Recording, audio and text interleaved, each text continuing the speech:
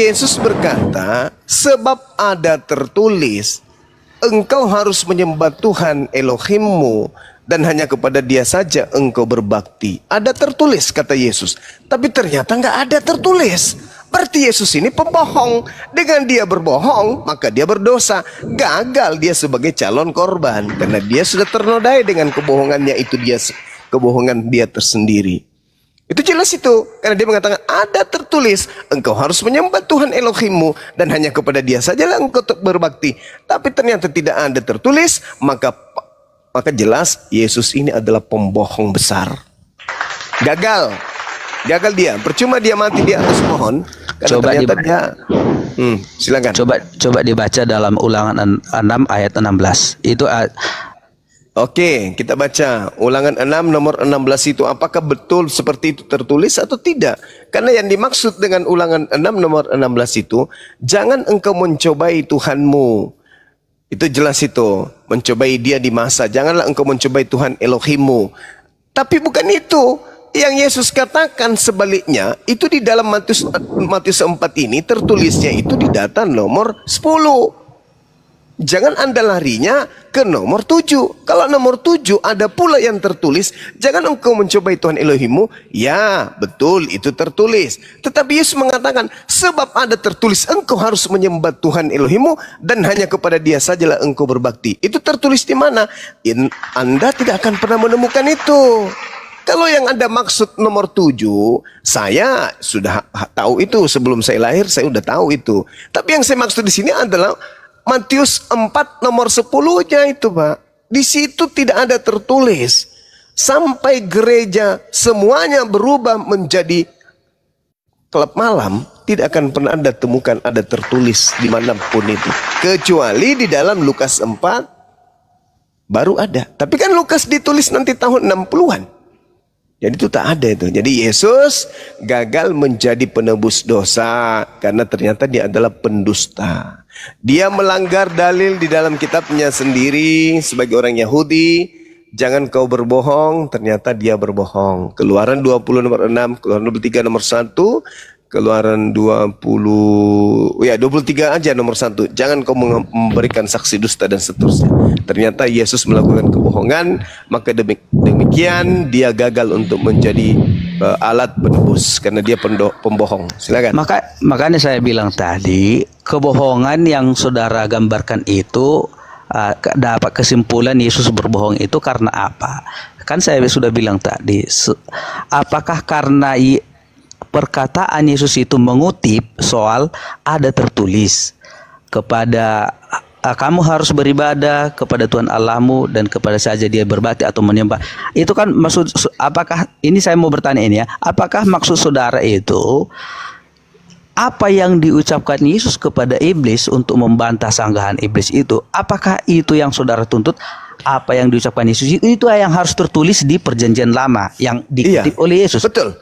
Betul, karena kalau tidak ada tertulis berarti dia pembohong. Kan makanya saya jelaskan tadi, saudara Juma, ini kalau kita mengutip sesuatu, saya gambarkan untuk memberikan sedikit analogi begini. Kalau kita berdebat kepada pemerintah soal, saya jelaskan tadi soal kemiskinan. Kalau kita berdebat, ada tertulis di undang-undang, pemerintah itu harus memelihara fakir miskin dan anak-anak terlantar. Yang saya ucapkan itu bukan itu sebenarnya yang tertulis di kitab undang-undang. Tapi kalau saya mengutip itu, kalau saya bilang ada tertulis loh di undang-undang, kan betul ada yang esensinya bahwa pemerintah harus memelihara fakir miskin dan anak-anak terlantar. Itu maksud saya. Jadi esensi dari perkataan Yesus itu bukan harus tertulis secara literal begitu, apa yang diucapkan tidak ada perbedaan titik komanya, bukan begitu maksud saya. Yang disampaikan Yesus itu adalah esensi daripada jangan pernah kamu mencobai Tuhan Allahmu, seperti yang terjadi di masa bagaimana orang Israel waktu itu ingin mencobai Allah, menghujat utusan Allah yaitu Musa yang membawa mereka keluar dari Mesir. Akhirnya mereka apa?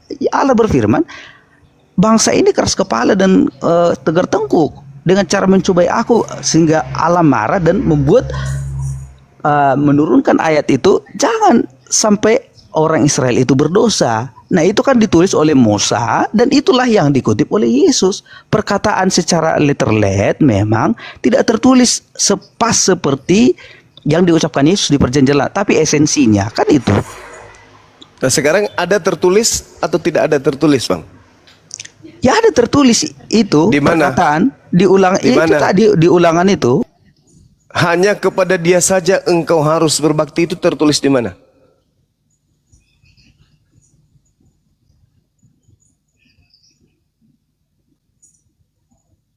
Tenggelam. Satu perangkat kayaknya nih. Memang payah saya klop ini memang. Langsung tenggelam. Salah cari lawan nih pendeta muda nih. Bisa dipecat jadi pendeta nih. Ya, Aki Kian berapa umurnya?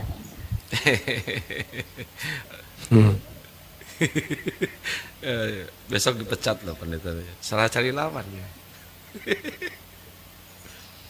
Pak pendeta muda, kalau butuh ayat tinggal ngomong aja, nanti kita cariin Pak pendeta. Ya, Baru kalau juga saya nggak salah ulangan 3, ulangan baru juga dilantik jadi pendeta, dipecat besok ini Gurunda. Ini gara-gara Gurunda nih besok dipecat ya. Tadi bahwa ulangan 6:13 dia. ulangan 13 ayat 4. Kalau kita mau mencari soal yang ditranskripkan atau disebutkan Yesus ada tertulis itu memang tidak tertulis secara tidak lengkap tulisannya berbakti dan menyembah kepada Allah. Tapi esensi daripada berbakti dan menyembah kepada Allah itu ada tertulis di Perjanjian Lama, itu maksud saya. Oke. Ketika Anda membawa ulangan 13 nomor 4, berarti benar ada tertulis ya. Tuhan Elohim harus kamu ikuti, harus kamu takut akan Dia, kamu harus berpegang pada perintahnya, suaranya harus kamu dengar, kepadanya harus kamu berbakti dan terpaut. Betul ya? Ada tertulis ya. Berarti pada fase ini kemudian Yesus masih layak kemudian dijadikan sebagai korban penebus orang Kristen. Betul. Oke. Bagaimana dengan pengakuannya dalam Yohanes 3 nomor 13 bahwa tidak ada seorang yang pernah naik ke surga selain Dia? Itu bohong atau tidak? Sedangkan 2 Raja-Raja 2 nomor 11, Elia jauh lebih dulu naik ke surga daripada Yesus. Jadi percuma aja Bang. Tidak ada kemudian ya tempat Anda bersembunyi dengan menjadikan Yesus sebagai korban penebus dosa-dosa saudara karena Dia adalah orang suci. Ternyata dia ternoda dengan kebohongannya sendiri, tak bisa kemana-mana. Oke, yang di Raja-Raja tadi saudara mengutip soal Elia yang lebih dulu naik ke surga gitu. Iya, betul. Sebenarnya bukan Elia yang pertama sekali naik ke surga. Lalu siapa? Ada Enok di zaman di kitab Kejadian Anda juga. membantu saya berarti. Semakin nyatalah kebohongan Yesus berarti kan? Tapi coba gini loh. Saya sudah bilang tadi, saudara boleh bilang ini doktrinisasi Kristen atau kristenisasi, pemahaman doktrin Kristen. Pada pemahaman yang saya bilang Yesus itu adalah Allah 100% dan Tuhan manusia 100%. Yesus pun berkata kepada orang-orang Farisi dan ahli Taurat di Perjanjian Baru, dia berkata kepada orang Farisi, aku sudah ada sebelum Musa ada, sebelum dunia ada, aku sudah ada. Abraham Bang, bukan Musa. Sebelum Abraham, iyalah, sebelum Abraham, sebelum Musa, sebelum siapa ada, itu kan Yesus sudah ada. Yesus mengakui itu. Oke, kalau begitu saya mau tanya untuk membuktikan pernyataan saudara ini atas kesalahpahaman saudara terhadap ungkapan Yesus tersebut. Menurut saudara, tua mana Yesus dengan Maria, ibunya? Secara manusia itu Maria lah. Hah? Ya, Jadi manusia batiniah Yesus kan ya pasti lebih tua lah mamanya. Gimana sih? Lebih tua Maria daripada Yesus. Jadi ungkapan bahwa dia lebih tua, lebih duluan ada daripada Abraham ada, itu maksudnya ketuhanannya atau apa? Ya Yesus sebagai Tuhan. Oke, baik. Bagaimana dengan Efesus 1 nomor 4 nomor 5? Sebab di dalam Dia Tuhan telah memilih kita sebelum dunia dijadikan. Berarti kita sudah ada sebelum dunia.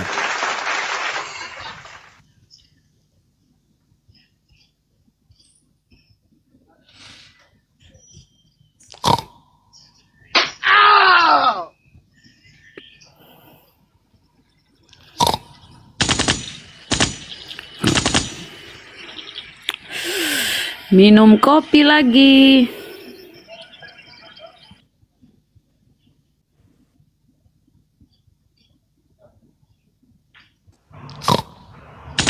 Gimana bang? Ya, Bagaimana? apa yang gimana kan sudah saya bilang. Anda sudah baca Efesus 1 nomor 4 nomor 5? Saya emosi loh, serius ini. Saya baru ini emosi. Maulah dilempar mawar sama pot-pot bunga ini. Sabar, ini kan pendeta muda. Kalau sudah tua itu ya. Ini masih muda. Sabar daripada Bang Joma tidur. Saya sudah tidur. Saya sudah tidur tadi. Cuman karena mendengarkan nama pendeta muda saya bangun kembali. Paulus bangunkan saya tadi barusan. Bangun lo, bangun lo.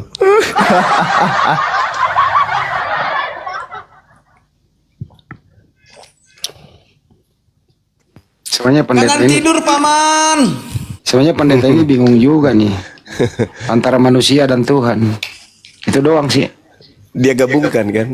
Nanti kita arahkan ke situ. Terakhir saya yang stuck itu pertanyaan saya itu bagian saya nanti di ujung. Oh siap. 86 bosku. Mandi bosku. Aku nunggu Bang Andi. Tapi Bang Handi dan Bang Zuma, ini saya minta saran ada. Jadi gini ya, saya mau ngambil Pajero atau Fortuner. Oke, orangnya udah balik. Bantuan Terus dananya itu. Orangnya udah balik. Ya lanjut. Pajero. Iya, mohon bantuan dananya. Lanjut. Mau bantuan nanya.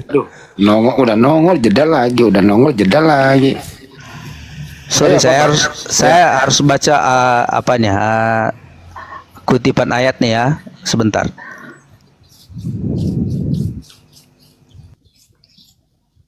Masa pendeta HP-nya cuma satu? Bunda jangan gitu. Nanti Pak Alfi bantuin aja Alfi nanti. Mau minta dibacain Ya apa? udah Alfi bantuin Kalau aja. ada yang bisa apa? Bisa. Nah, Alfi kan tadi open cam tuh. Gak apa-apa, Alfi bantu aja. Kami ini muslim baik Pak gitu. Belum Ya, banyak terima kasih lah pertumbuhan kalian. pendeta. Kalian muslim tapi baca Alkitab. Puji Tuhan itu. Zalikal kitabul la raiba fih, itu dikatakan di Al-Qur'an. Jadi kalau baca Alkitab kami baca Quran tuh artinya. Oh, ya tidak apa-apa. Yang penting tidak kalian hina Alkitab itu bukan sebagai kitab suci. Iya, ini kitab sucinya orang Kristen. Iya, maksud dianggap orang Kristen. Ya semoga lah kalian anggap buka apa? juga sebagai Mau buka Efesus apa, 1 Bang ayat Leonardo? Efesus 1 ayat 3 dulu, ayat 3 sampai yang kelima coba. Oke, 3. Di sini dikatakan terpujilah Elohim dan Bapa Tuhan kita Yeshua HaMashiach yang dalam Kristus telah mengadakan kepada kita segala berkat rohani di dalam sorga. Lanjutan 4-nya, sebab di dalam Dia Elohim telah memilih kita sebab dunia dijadikan supaya kita kudus dan tak bercacat di hadapannya.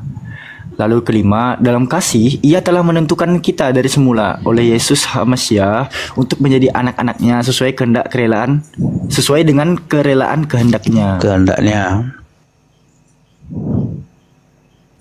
Yesus apa kehendak Elohim? Lanjut. Silakan. Nah, yang ditanyakan Bang Zuma tadi kan, saya lupa tadi. Apakah Bang Zuma tadi ingin menanyakan berarti kita sudah ada sebelum dunia dijadikan kan gitu ya, Bang Zuma ya? Iya, betul. Berdasarkan Efesus tadi.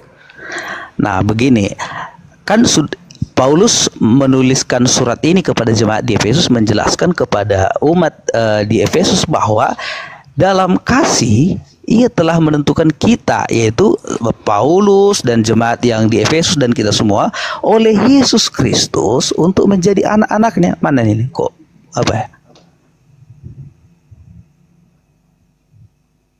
Apa itu bang? Apa yang Anda ingin jajakan di situ? Oh, abang masih pakai layarnya ya? Silakan, maaf. Oke.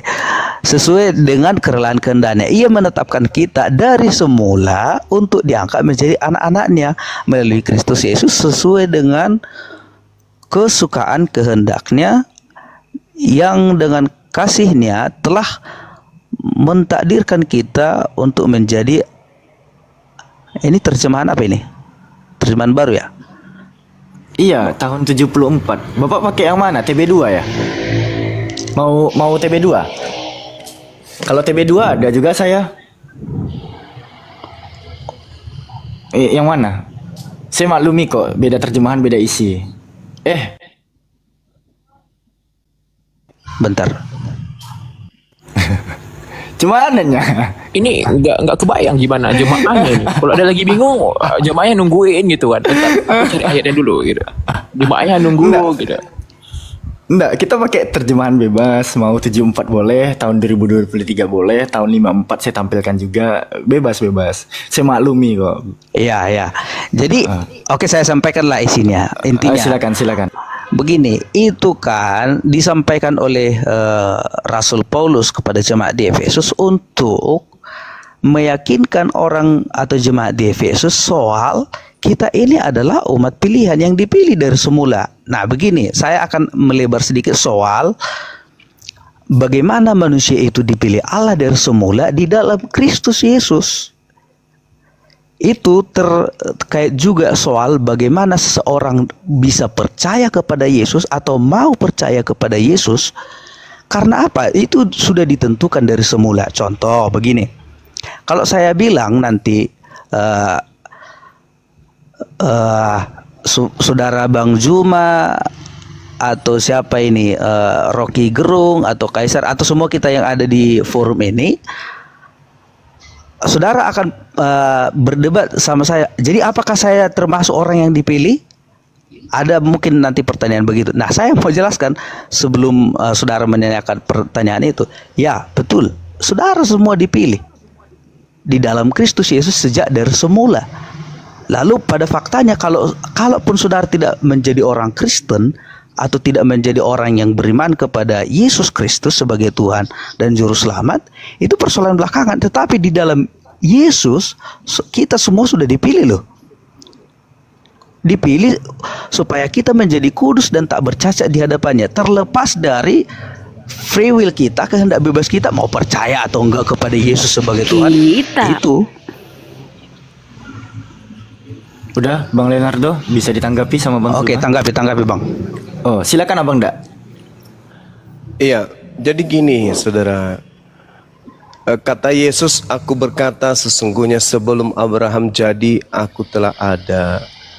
Ya, ketuhanan Coba, dia. itu bukan masalah ketuhanan, itu masalah ajaran. Ajaran Yesus itu sudah ada sebelum Abraham ada, yaitu bahwa Tuhan yang diperkenalkan oleh Yesus itu sudah ada dari sebelumnya. Karena kalau Anda menjadikan itu sebagai landasan bahwa dia itu adalah Tuhan, berarti Salomo dan kita semua ini juga adalah Tuhan. Karena diterangkan di dalam Pengkhotbah 3 nomor 15, yang sekarang ada dulu sudah ada, dan yang akan ada sudah lama ada, dan Allah mencari yang sudah lalu. Itu yang pertama. Yang kedua yang Efesus 1 nomor 4 dan nomor 5 tadi. Yang ketiga, Amsal 8 jelas sekali di situ Salomo berkata, aku ada sebelum langit digariskan.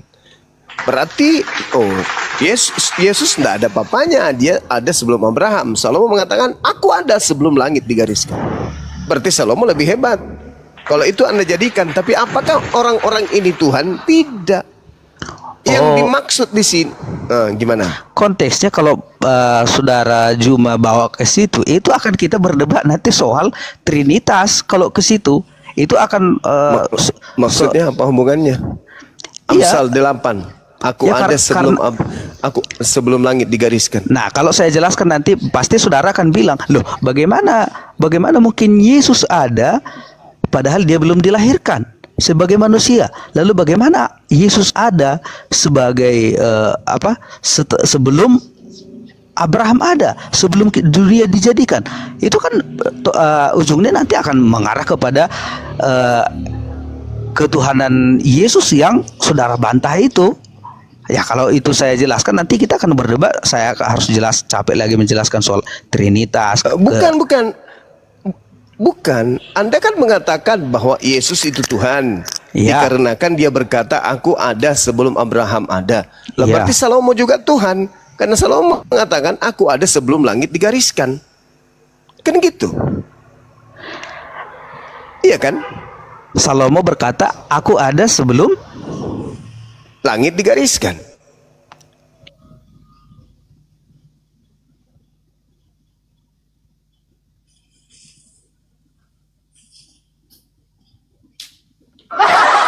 Oh, dia kaget, dia nggak tahu, baru tahu.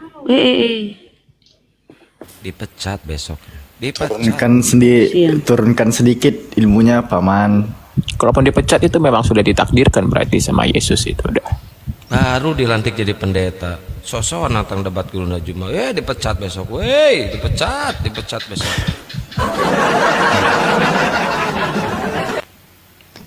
Emang dia sudah lapar. Sudah masuk Pak Roh Kudusnya Pak. sorry tadi di pengkhotbah mana itu Bang Zuma? Bukan pengkhotbah, Amsal 8. Enggak, kalau dia mau minta bantu buka kan enggak masalah, minta di sini aja. Iya, biar sama-sama kita lihat Alfi juga. aja itu, biar cepat gitu. Iya, biar Alfi bantu buka kan gitu. Tinggal ngomong aja, bisa bantu buka kan. Nah, kami enggak pelit-pelit kok. Kecuali minta sama bom-bom mungkin pelit dia.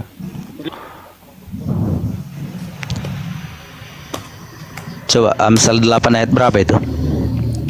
Ya, Amsal dari data nomor 23, sudah pada zaman purbakala aku dibentuk dan mula pertama sebelum bumi ada, sebelum air samudera raya ada, aku telah lahir, sebelum ada sumber-sumber yang syarat dengan air, sebelum gunung-gunung tertanam dan lebih dahulu daripada bukit-bukit aku telah lahir, sebelum ia membuat bumi dengan padang-padangnya atau debu dataran yang pertama, ketika ia mempersiapkan langit aku ada di sana, ketika ia menggariskan kaki langit dan permukaan air samudera raya, ketika ia menetapkan awan-awan di atas dan mata air samudera raya meluap dengan deras, ketika ia menentukan batas kepada laut supaya air jangan melanggar titahnya, dan ketika ia menetapkan dasar-dasar bumi, aku ada sertanya sebagai anak kesayangannya, setiap hari aku menjadi kesayangan saya bermain di hadapannya, dan seterusnya. Salomo jauh lebih hebat. Yesus nggak ada pemanya bang, gagal dia. Nah, sekarang saya mau jelaskan soal perkataan Raja Salomo yang berkatakan aku sudah ada di, coba ditampilkan di layar Bang Alfi. Kan gitu enak. Mulai data 2 ini deh, mulai dari data 23 ditampilkan. Boleh ya. Sampai data 28. 23 sampai 28. Biar puas saudara kita ini bahwa Salomo jauh lebih hebat daripada Tuhannya Kristen yang adalah Yesus. Iya. Boleh bantu moderator? Ya, Pak Pendeta tolong di mute dulu ya. Itu suara napasnya kedengeran itu. Iya. Takutnya di framing. Amsal 8 butir ke-23. Sudah pada zaman purbakala aku dibentuk, pada mula pertama sebelum bumi ada. 24. Sebelum air samudera raya ada, aku telah lahir. Sebelum ada sumber-sumber yang syarat dengan air. 25. Sebelum gunung-gunung tertanam dan lebih dahulu daripada bukit-bukit aku telah lahir. 26. Sebelum ia membuat bumi dengan padang-padangnya atau debu dataran yang pertama. 27. Ketika ia mempersiapkan langit, aku di sana. Ketika ia menggaris kaki langit pada permukaan air samudera raya. 28. Ketika ia menetapkan awan-awan di atas dan mata air samudera raya meluap dengan deras, ketika ia menentukan batas kepada laut supaya air jangan melanggar titahnya, dan ketika ia menetapkan dasar-dasar bumi, dan seterusnya. Amsal pasal 8 23 sampai 30. Silakan Bang Zuma. Iya, coba. Mana hebat daripada Yesus itu, Bang? Ya. Slomo paman. Silakan dibuka mute-nya Pak Pendeta, soalnya nanti takut jadi framing pas emosi sama terguncang. Saya mau tanggapi soal kalau saudara baca di ayat dari ayat awal ya, ayat 1 sampai yang seterusnya itu kan ada satu perikopnya itu ada dikasih judul wejangan hikmat. Nah, pada tulisan Raja Salomo di kitab Amsal tadi itu adalah wahyu Yesus Kristus kepada Raja Salomo yang Raja Salomo yang mengatakannya. Nah, artinya begini, itu adalah gambaran daripada perkataan Yesus Kristus yang disampaikan Raja Salomo kepada sebagai wejangan hikmat kepada anak-anaknya, kepada rakyatnya waktu sebagai raja. Itu adalah bentuk wahyu, bukan pengalaman Raja Salomo sebagai manusia yang diciptakan lebih dahulu. Bedanya dengan Yesus? Kalau Yesus itu dia berbicara kepada orang Farisi, aku ada sebelum. Itu bukan wahyu. Tapi itu adalah firman yang dia alami sebagai Tuhan. Jadi bukan wahyu. Sementara Yesus berkata, firman yang kau dengar dari mulutku itu bukan dari aku, tapi dari Dia yang telah mengutus aku. Aku tidak dapat berkata-kata dari diriku sendiri. Apa yang aku katakan adalah apa yang difirmankan Bapa untuk aku katakan, aku sampaikan. Mana yang betul? Abang bedakan dong. Saat Yesus berbicara kepada orang Farisi, dia kan berbicara sebagai manusia, manusia. Tapi dia sebagai manusia pun menjelaskan. Salomo menjelaskan sebagai manusia lah. Dia kan bukan Tuhan. Iya sama, tapi perkataan Raja Salomo itu adalah wahyu tentang Yesus berkata, aku tidak berkata-kata dari diriku sendiri. Apa yang aku katakan adalah apa yang diperintahkan untuk aku katakan, aku sampaikan. Bedanya di mana? Bedanya adalah Yesus berkata sebagai manusia waktu itu, bukan Salomo? Ya Salomo sebagai manusia, tapi sama kan? Sama. Beda dong. Beda. Artinya Yesus waktu berdebat kepada orang Farisi dan ahli-ahli Taurat di Israel waktu itu, menjelaskan kepada ahli-ahli Taurat kepada mereka bahwa Yesus itu sudah ada sebagai Tuhan sebelum dia menjadi manusia. Tidak ada sebagai Tuhan. Jangan Anda tambah-tambahkan. Aku ada sebelum Abraham ada. Bukan berarti dia Tuhan. Kenapa? Karena di dalam Efesus 1 nomor 4 yang dibacakan tadi itu sudah sangat jelas. Kita ada sebelum semuanya ada. Itu sudah jelas itu. Pengkhotbah 15 juga menerangkan, Pengkhotbah 3 nomor 15 juga mengatakan begitu. Yang sekarang ada, dulu sudah ada, dan yang akan ada sudah lama ada. Apa bedanya dengan Yesus? Nanti kalau pembahasannya kalau ada waktu nanti pembahasannya sedalam itu, saya akan buka kalau ada yang bisa mediasi, buka ruang berdiskusi soal nanti bagaimana kita akan berbicara soal tafsir juga di sana. Bagaimana mau lebih dalam, yang kayak gini aja Anda sudah gagal, Bang? Bukan, karena kalau saya jelaskan di sini nanti akan bisa saudara bilang saya akan berkhotbah menjelaskan soal kalau Yesus itu kan di perjanjian lama. Nanti saudara boleh percaya atau tidak, ini adalah yang mau saya sampaikan. Yesus itu kalau saudara mau tuntut dia sebagai manusianya ada sebelum Abraham ada, Yesus itu bisa, nanti saudara boleh terima dengan akal sehat atau tidak ya. Yesus itu sudah ada sebelum Abraham ada sebagai manusia juga sebenarnya. Tapi direpresentasikan oleh beberapa orang yang tercatat di Alkitab di Perjanjian Lama sebelum Abraham ada. Makanya ada yang komentar soal kemarin di grup sebelah juga berkomentar soal apakah Yesus betul-betul ada sebagai manusia sebelum Abraham ada? Ada, tapi dalam bentuk representasi yang direpresentasikan oleh orang-orang yang diwahyukan Allah firman kepadanya. Contoh saya sampaikan soal pada doktrin kekristenan, Yesus itu sudah direpresentasikan oleh orang-orang kudus sebelum Abraham. Nanti makanya saya sampaikan kalau kita membahas lebih lanjut nanti ke sana akan sangat panjang. Yang mau kita bahas tadi esensi yang di perjanjian lama, kalaupun terkait kepada perjanjian lama ini, maksud saya itu akan menjadi perdebatannya akan sangat panjang dan penjelasannya sangat panjang sekali.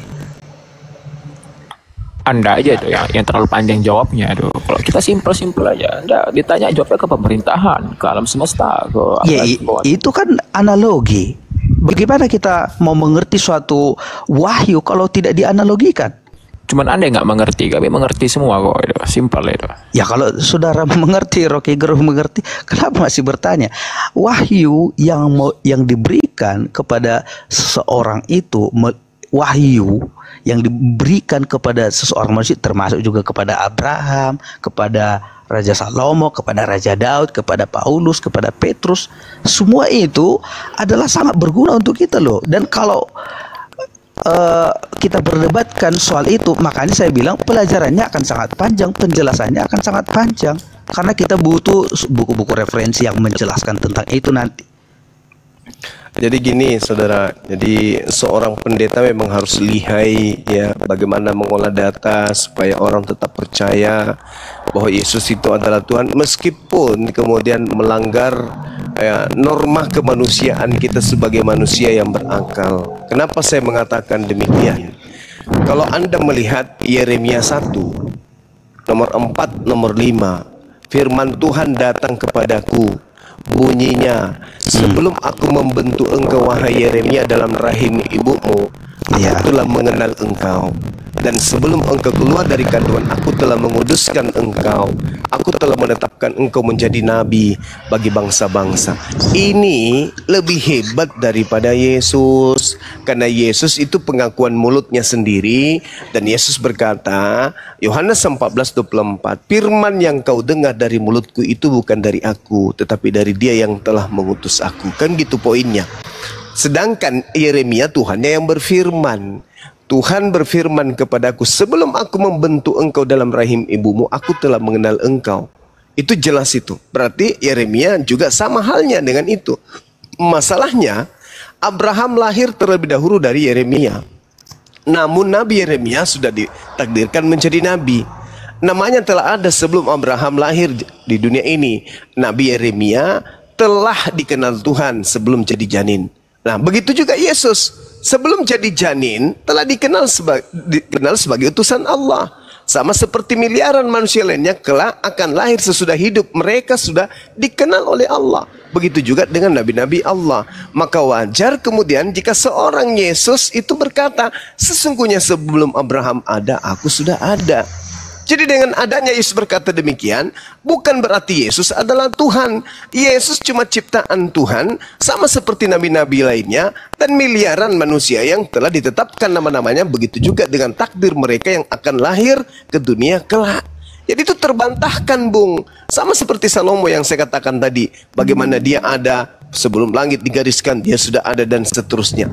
Jadi ya saudara dan Kristen lainnya secara lembaga agama memang susah payah mencari data untuk mempertuhankan Yesus. Padahal Yesus dengan Yesus sendiri dan perkataannya, dia menerangkan kalau dia mengucapkan itu sebagai utusan Tuhan untuk mematahkan argumentasi penolakan orang-orang Yahudi ahli kitab terhadap kenabiannya. Maka ucapan itu terlontar dari lisannya. Bukan berarti dia Tuhan. Itu sangat-sangat rendah ketika Tuhan untuk membuktikan ketuhanannya dia mengatakan, sebelum Abraham ada, aku telah ada. Itu bukan Tuhan itu yang berkata seperti itu. Itu hanya tataran nabi. Itu hanya tataran nabi. Kalau Tuhan itu dia berkata, akulah yang awal, akulah yang akhir. Yang maha awal, maha akhir. Itu baru Tuhan. Lah Yesus itu kan ada. Lah gimana? itu kan ada di kitab Wahyu dikatakan. Itu lari ke adalah setan Alfa dan itu. Omega. Kalau itu lari ke iblis, itu bukan Yesus. Yesus ucapannya hanya ada sampai penginjilan usia 33 tahun. Ucapan-ucapan akulah Alfa dan Omega itu bukan Yesus lagi, Bang. Itu adalah Yesus palsu yang Yesus nubuatkan kepada Bani Israel agar jangan percaya kepadanya. Gitu, saudara. Silakan. Bagaimana saudara berkata bahwa itu adalah wahyu yang disampaikan iblis kepada Bani Israel? Oh, sederhana. Yesus berkata dalam Yohanes 17 nomor 8, segala firman yang engkau berikan telah aku sampaikan kepada mereka. Telah aku sampaikan kepada mereka. Segala firman yang engkau berikan telah aku sampaikan. Itu diucapkan Yesus antara tahun 30 sampai 33. Semuanya telah Yesus sampaikan, tak ada lagi yang lain. Sedangkan akulah Alfa dan Omega itu ucapan di tahun 100. Yesus sudah tak ada. Lalu saya tanya, di akhir kitab Matius itu kan Yesus berkata kepada murid-muridnya, pergilah pergilah beritakanlah Injil kepada seluruh penjuru bumi dan jadikanlah mereka dan baptislah mereka. Artinya kalau Yesus sudah menyampaikan firman-Nya seluruhnya pada zaman itu, untuk apa lagi Yesus menyuruh murid-muridnya memberitakan firman? Nah, itulah yang ingin saya katakan sama saudara. Termasuk yang datang kepada Matius, yang berkata dalam Matius 28 itu juga bukan anak Maria itu. Itu adalah Yesus lain. Yang Yesus nubuatkan, waspadalah kepada penyesat yang datang kepadamu dengan memakai namaku dan berkata, akulah Mesias. Dia akan menyesatkan banyak orang. Berarti menurut pesan Yesus, waspadalah wahai muridku, akan datang penyesat dengan mengatasnamakan aku dan berkata, akulah dia. Jangan kau percaya, sebab kedatanganku nanti yang kedua ditandai seperti kilat yang menyambar dari timur sampai ke barat. Itulah tanda kedatanganku yang kedua, kata Yesus. Berarti ketika ada yang berkata, pergilah jadikanlah seluruh bangsa menjadi muridku, itu ucapan orang yang keluar dari kubur, dan itu bukan Yesus. Oh, jadi intinya saudara tidak mempercayai itu Yesus yang bangkit. Oh, bukan Yesus yang bangkit. Yesus tak pernah bangkit. Kalau saudara mempercayai itu Yesus bukan Yesus yang bangkit dari antara orang mati ke dalam maut, maka sama seperti yang diberitakan oleh Paulus di Kisah Para Rasul bahwa sia-sialah pemberitaan Injil kalau Kristus tidak dibangkitkan, karena tujuan Allah mengorbankan Yesus anaknya yang kudus sebagai korban penghapus dosa adalah bukan hanya sekedar mati, saudara, tapi dia harus bangkit dan naik kembali ke surga. Kalau hanya dia sekedar mati, bahwa dia bukan korban yang sempurna yang dijanjikan Yesus, dijanjikan Allah sebelumnya. Oke, sekarang saya mau tanya kepada saudara. Berdasarkan Yesaya 14 nomor 15, yang dimasukkan ke dalam kubur itu siapa? Ke dalam dunia orang mati aku masukkan engkau. Itu siapa? Coba dibuka apanya? Yesaya 14 nomor 15. Itu tak lain dan tak bukan. Iya, silakan deh. Lanjut aja Bang Zuma. Ya, itu yang masuk ke dalam kubur itu adalah iblis. Yang masuk ke dalam kubur itu adalah iblis. Makanya Yesus berkata, sejenak sebelum dia terangkat ke langit, Yesus berkata bahwa iblisnya sudah akan dikeluarkan, dilemparkan keluar. Yohanes 12 nomor 31. Sekarang berlangsung penghakiman atas dunia ini. Sekarang juga penguasa dunia ini akan dilemparkan keluar. Penguasa dunia itu adalah iblis. Penguasa dunia itu adalah iblis menurut Yesus. Nah, sedangkan penguasa dunia ini akan dilemparkan keluar. Keluar dari mana? Keluar dari kubur. Siapa yang masuk ke dalam kubur? Baca Yesaya 14 nomor 15. Jelas itu. Coba dibaca Dinda Alfi. Yesaya 14 dari 14 ya. Aku hendak naik mengatasi ketinggian awan-awan, hendak menyamat yang maha tinggi. Sebaliknya, ke dalam dunia orang mati, engkau diturunkan ke tempat yang paling dalam di liang kubur. Nah, berarti Yesus tahu. Kenapa Yesus tahu? Karena Yesus di dalam Lukas 4 nomor 16 itu senantiasa kemudian membacakan Yesaya di dalam sinagoge. Nah, sedangkan ketika dikatakan Yesus dalam Matius 12, angkatan jahat ini minta satu tanda dan tidak akan diberikan satu tanda apapun kecuali tanda Yunus, sebab Yunus 3 hari 3 malam dalam perut ikan, demikian juga anak manusia 3 hari 3 malam dalam perut bumi. Berarti pada hari ketiga ada kebangkitan. Itu simbol, itu tanda untuk siapa? Angkatan jahat. Siapa yang keluar dari kubur? Karena Yesus berkata, Iblis, sekarang paman. berlangsung penghakiman atas dunia ini. Sekarang juga penguasa dunia akan dilemparkan keluar. Keluar dari mana? Keluar dari Kubur, Eden? paman. Tidak mungkin. Keluar dari surga? Nggak mungkin. Satu-satunya sumber dari mana dia keluar iblis ini, dari kubur. Keluarlah dia.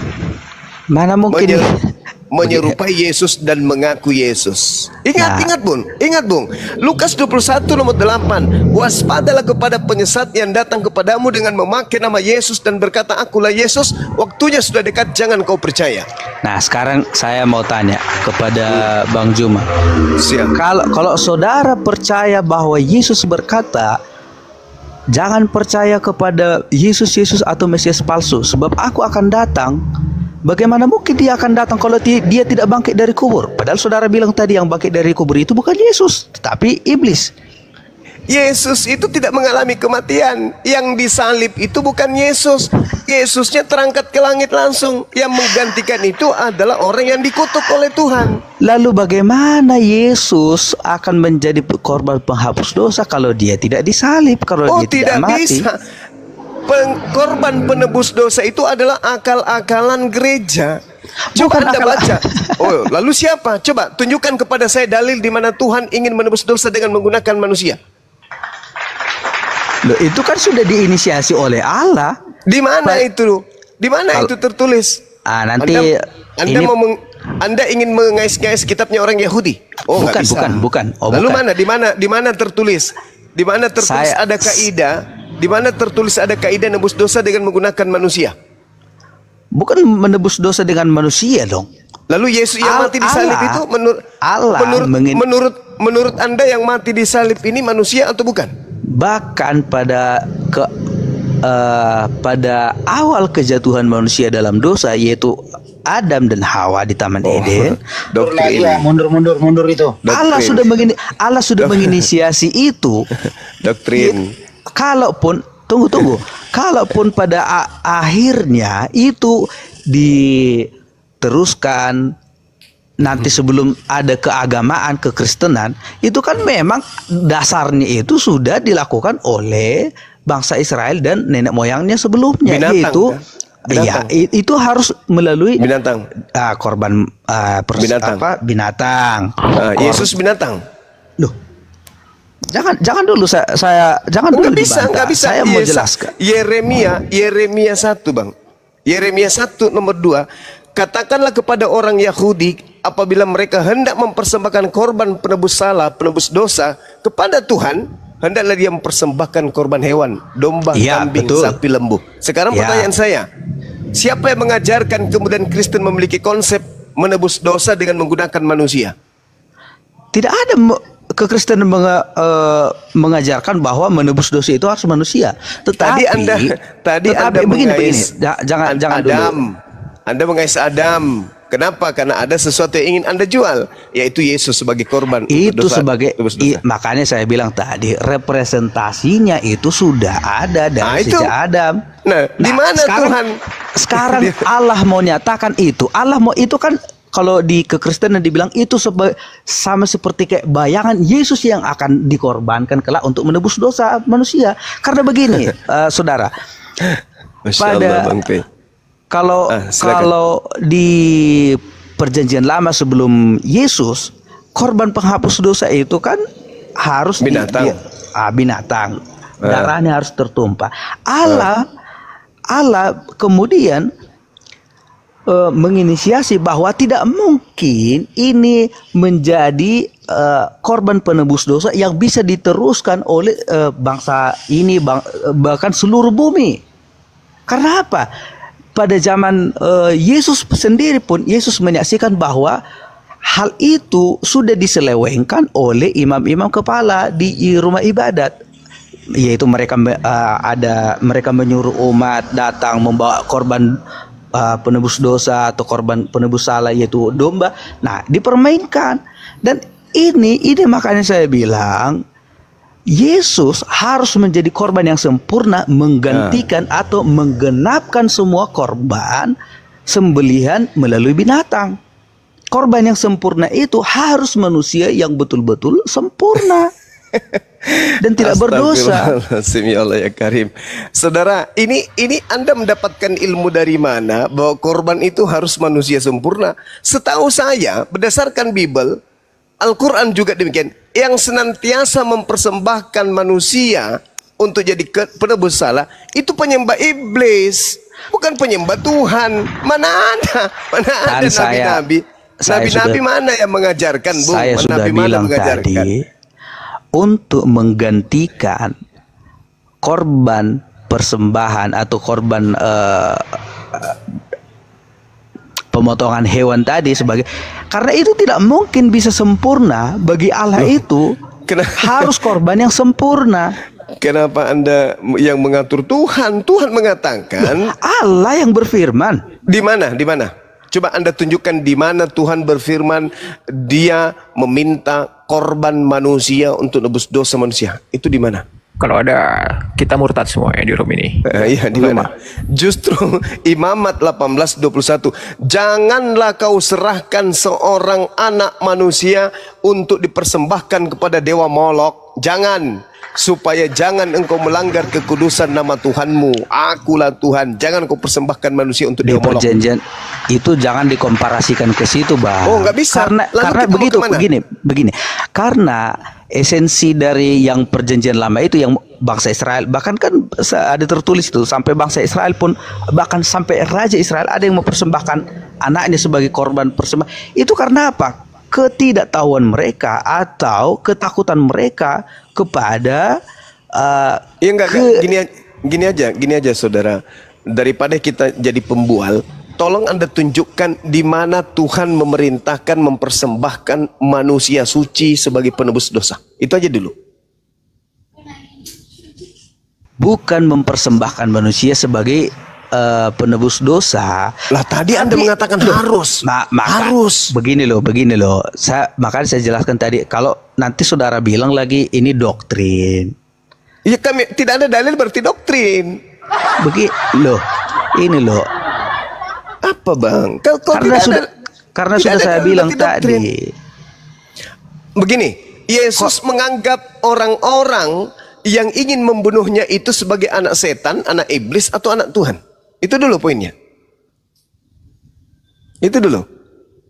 Kalau Tuhan menginginkan pembunuhan terhadap Yesus, berarti orang-orang yang mau membunuh Yesus adalah anak-anak Tuhan.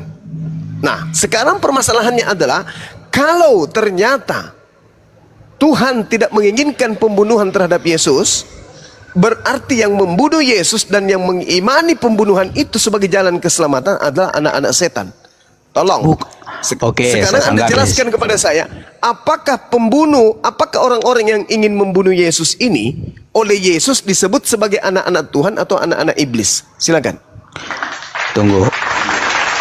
Yesus sudah pernah katakan itu, bahwa anak manusia memang akan mati dan terbunuh dan tergantung di atas kayu salib. Anak manusia, penggantinya juga anak manusia, bukan sama anak kucing. Seperti yang direpresentasikan di perjanjian lama.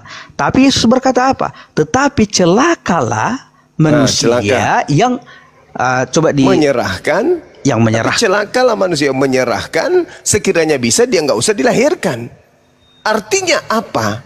Ini pembunuhan terhadap Yesus disukai Tuhan atau tidak? Tidak, Paman. Nah, tidak.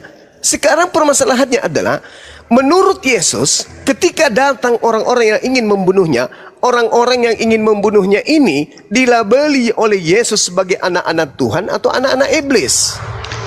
Sekarang saya sampaikan gini, saudara mungkin bilang ini doktrin ya. Begini loh. Kalau tidak ada dalil doktrin. Seseorang manusia yang berdosa, saya mau gambarkan ini supaya jelas. Seorang manusia yang berdosa kepada Allah, harusnya kan dia akan mati oleh dosanya, kan gitu. Itu dulu awalnya. Manusia yang berdosa harus mati menanggung Enggak darahnya dong. sendiri. Tidak ada itu. Enggak ada Makanya itu. di perjanjian lama Allah tidak ingin manusia itu mati seperti itu. Enggak. Tapi Enggak. makanya Saudara. saya bilang tadi Allah menginisiasi bahwa manusia itu tidak akan mungkin sanggup atau tidak akan mungkin menjadi korban yang sempurna untuk menghapus dosanya sendiri. Loh, Tuhan hanya butuh kita bertaubat kok. Malah Yesus mengatakan dalam Matius 21 nomor 31. Apa yang dikatakan oleh Yesus? Pemungut cukai, para pesandal lebih dulu masuk surga. Betul, tapi saya mau bilang Karena apa? Karena Saya- apa? betul, Karena percaya betul. kepada Yohanes. Betul. Mana ada korban manusia di situ? Tak ada. Bahkan kalau Anda lihat, maaf, ketika saudara melihat Yesus bercakap-cakap dengan orang-orang Yahudi murid-muridnya di dalam Matius 19, ketika Yesus ditanya oleh para murid, apa kata Yesus? Apa kata orang-orang yang ada pada zaman itu? Ditanya, "Guru, apa yang harus kami lakukan supaya kami bisa memperoleh hidup yang kekal?" Diterangkan di dalam Matius 19 nomor 16. "Guru, perbuatan baik apa yang harus kuperbuat supaya aku bisa hidup kekal?" Apa kata Yesus? Apakah sebabnya engkau berkata demikian? Hanya ada satu. Jika engkau ingin hidup yang kekal, turuti segala perintah Elohim. Jangan membunuh, jangan berzina, jangan mencuri, jangan mengucapkan saksi dusta. Hormatilah ayah dan ibumu, kasihilah sesamamu manusia dan dirimu sendiri. Nah, mana di situ percayalah kepada penebusan matinya aku di atas tiang salib, engkau akan peroleh hidup yang kekal. Mana? ya. Ada enggak? Sekarang saya bantah dengan begini. Ada enggak bang? Enggak, tunggu tanya dulu. Ada enggak di situ percaya penyalibannya, kematiannya dengan tebus darah, kita bisa hidup kekal? Ada enggak menurut Yesus? Masuk enggak item itu? Atau itu hanya doktrin yang muncul belakangan? Ayo, jujur. Apa kata orang Yahudi itu? Apa kata muridnya? Semua itu telah aku lakukan wahai guru. Kata Yesus, jikalau engkau ingin sempurna, pergilah, jualah segala milikmu dan berikanlah kepada orang-orang miskin. Itu sudah selesai. Kan ada itu enggak di situ penebusan? sudah ada poinnya. Ada enggak penebusan? Ada enggak penebusan? Sudah ada kan poinnya di situ, perkataan Yesus, jikalau kamu hendak sempurna. Kan itu. Ya, jikalau engkau hendak sempurna, pergilah, jualah hartamu, berikanlah kepada si miskin. Sempurna sudah. Mana penyaliban? Tapi sekarang manusia itu pergi nggak menjual hartanya? Enggak, bukan itu poinnya, bukan itu. Jangan lari ke sana. Bukan supaya saudara bisa mengerti. Mana mungkin itu yang dimaksudkan Yesus, itu yang dimaksudkan Yesus. Tidak mungkin manusia itu bisa sempurna. Lalu bagaimana caranya bisa hidup kekal menurut Yesus? Ya percaya kepada Yesus. Ya, percaya kepada Yesus. Poin-poin ini berarti jangan membunuh, jangan berzina, jangan mencuri, jangan mengucapkan saksi dusta berarti. Kalau percaya kepada Yesus. Mana ucapan Yesus? Percaya kepada aku, penyaliban, mati untuk nebus dosa kalian. Mana ucapan Yesus itu? Ada enggak? Begini, komparasinya begini.